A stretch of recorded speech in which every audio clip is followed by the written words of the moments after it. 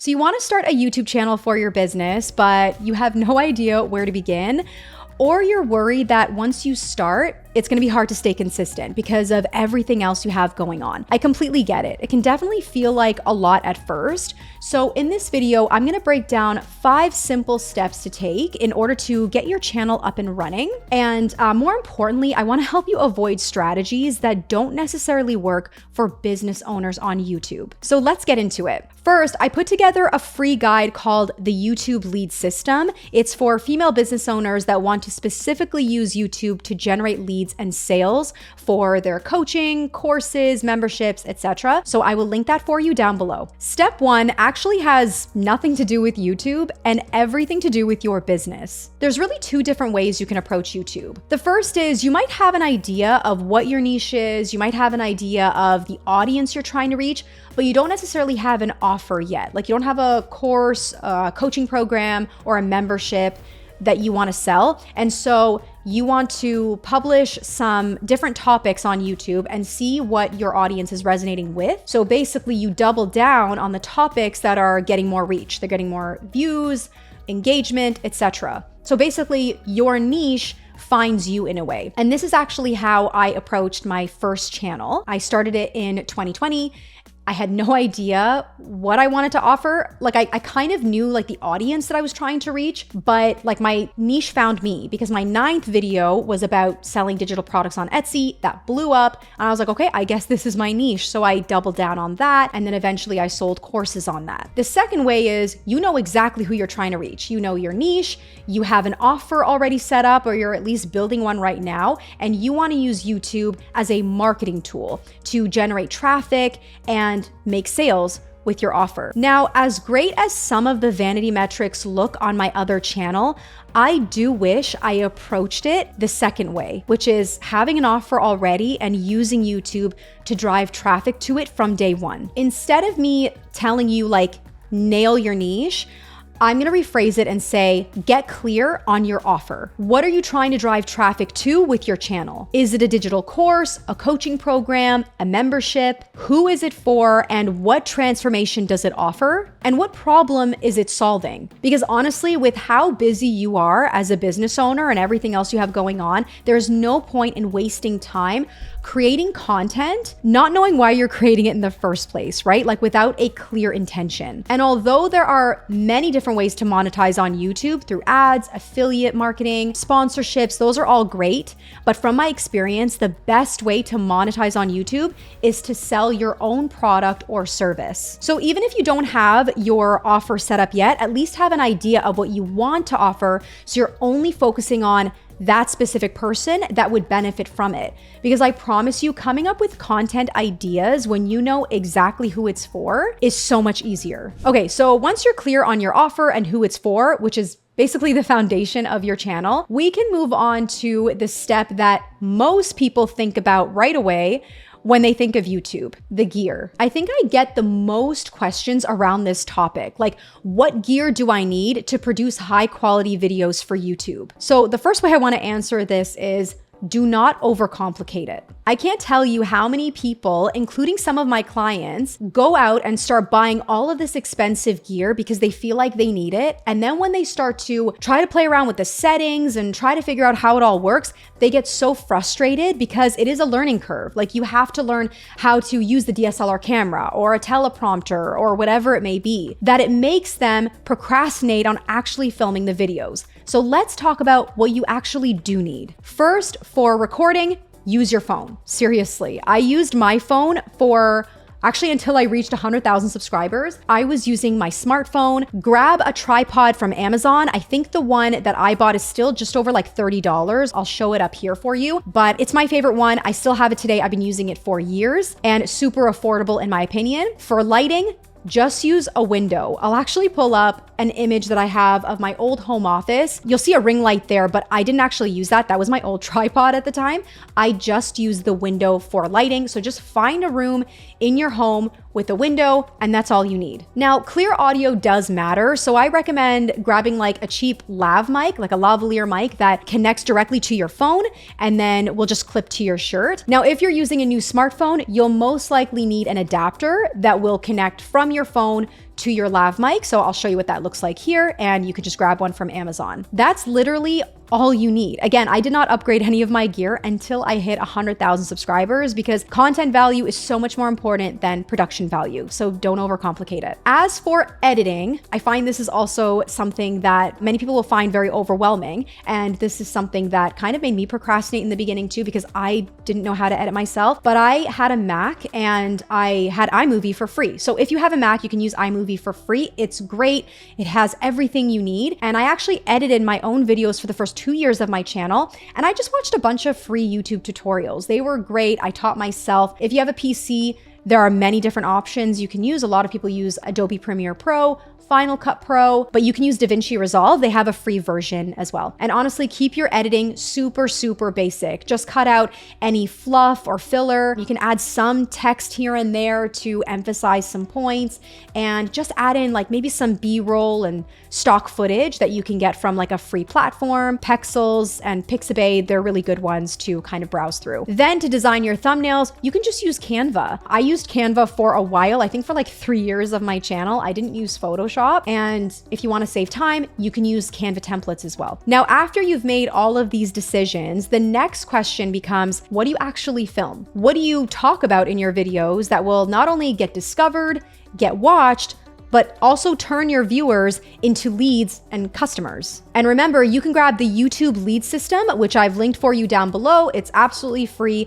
It will walk you through how to ensure that your YouTube videos turn viewers into leads and clients. So when it comes to the topics to cover on your channel, it's really easy to fall into the trap of chasing certain videos that will more than likely get a ton of views and basically chasing vanity metrics, right? And to be honest with you, I fell into this trap a few times on my other channel. So I want to help you avoid that. The goal for business owners on YouTube should not be to target more and more random views. It should be to target the right viewer who's eventually going to invest in your offer. So there's a few different ways to plan out your video topics. The first way is through keyword research. So you can use a tool like Keywords Everywhere, TubeBuddy, or vidIQ to figure out what the demand is like for specific video topics in your niche. It will show you monthly search volume and help you figure out what your viewers are actually typing into the search bar to find your specific videos. You can consider the most common questions that get asked all the time in your niche. So maybe you already have a coaching program and you get the same questions from your clients. Chances are there's a lot of people searching those questions on YouTube, so you can create video topics around that. Or if you don't already have an offer or clients asking you questions, are you getting any DMs or emails specifically on what you cover? And the third way is to use your analytics. Now, of course, you don't have access to analytics until you've published a few videos, but the cool thing is once you start uploading videos, your YouTube studio will unlock super valuable insights. It will show you which videos are performing really well on your channel that you can double down on. You just want to be sure that every topic you cover is hyper relevant to your offer. So just always run it through that filter before you commit to it. The next step is where I see a lot of people get stuck, and that's developing your workflow. This is where you're going to put everything into action. And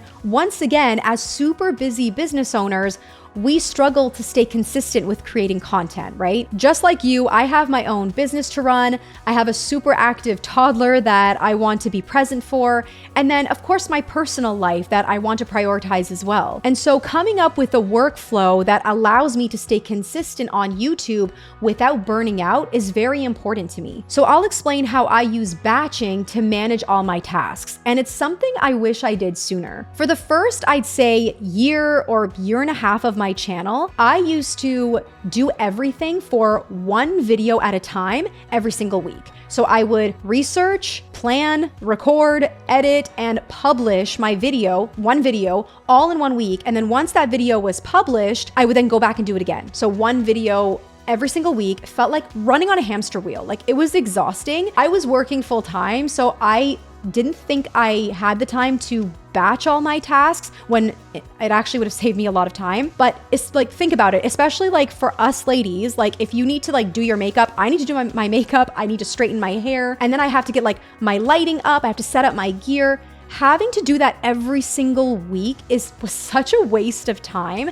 And so now I batch everything so that I'm able to record at least 3 or 4 videos in one sitting. And then that's all good to go for the following month. So this is basically what I do. I time block. I will set let's say a 30-minute timer, and I will just research video topics. Then I'll do another session where I am scripting or outlining all of these videos in one session. So maybe I'll take 2 hours and plan all 4 videos. Unless I'm scripting word for word, it'll take longer, but I'm just batching the script writing process. And then once that's all done, it's really easy for me to record all these videos in maybe 2 hours max. So I'll have everything already set up. I've done my hair and my makeup, so I only have to do that once a month. And I can batch it now, so I can record all 4 in one sitting. And now I have a video editor, but that will allow you to just focus on editing after that. And a real quick point when it comes to editing, because I know this can take hours and hours, but there are tools out there now that can really help you save hours on editing. So I've used Gling before.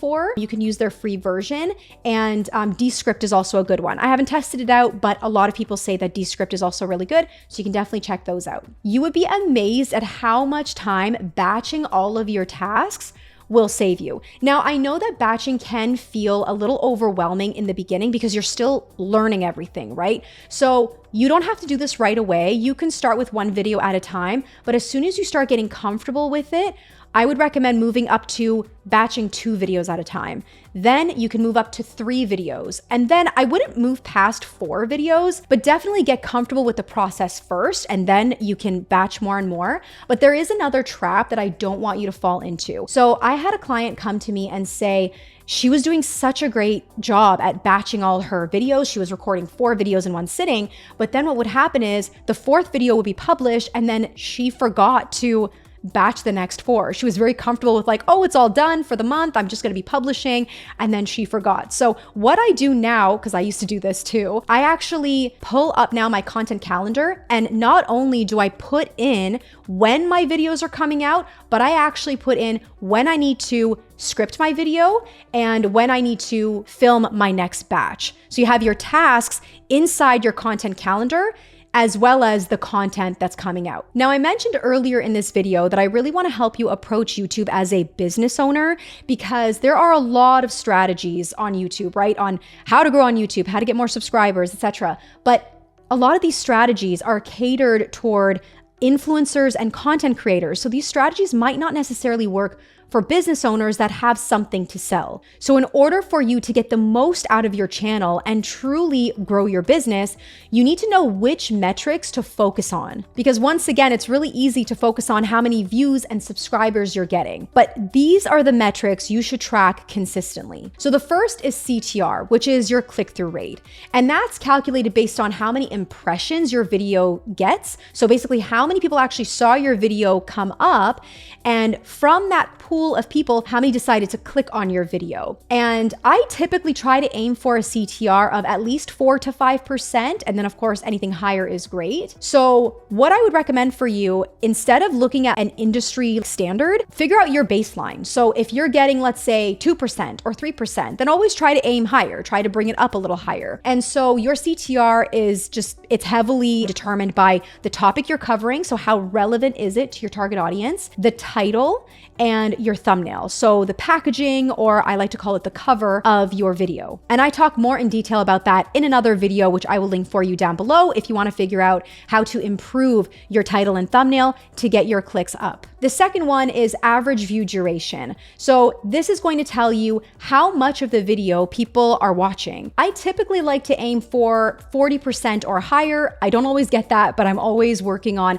improving my retention. But the more you can get people to stay on your video, the more YouTube takes that as a signal that your content is good, it's holding attention, and it should push it out to more viewers just like them. And then the last 2 metrics here that are even more important are email signups. So how many people are getting on your email list, because I always recommend promoting your lead magnet or whatever it may be to get people on your list. And then how many people from either your YouTube videos or your email list that you're growing have actually invested in your offer. Give this video a like if it was helpful, and you can head over to this video next where I share why viral videos will not make you sales. So I'll see you there.